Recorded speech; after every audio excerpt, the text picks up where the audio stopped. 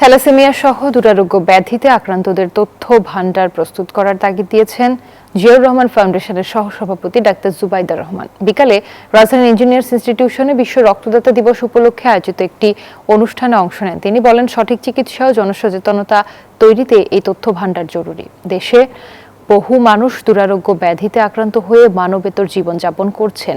তাদের পাশে দাঁড়াতে সবার প্রতি আহ্বান জানান ডাক্তার জুবাইদা রহমান।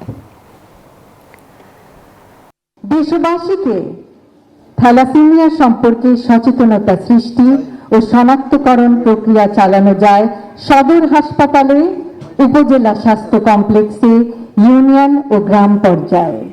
প্রত্যন্ত গ্রামেও উপসর্গ শনাক্ত করা যায়। 1 লক্ষ নতুন স্বাস্থ্যকর্মী নিয়োগের সময় তাদেরকে থ্যালাসেমিয়া সম্পর্কে সম্যক জ্ঞান দেওয়া যায়, অর্থাৎ এর উপসর্গ, চিকিৎসা ও আশ্বস্ত করার পদ্ধতি সম্বন্ধে প্রশিক্ষণ ও অবগত করা যায়।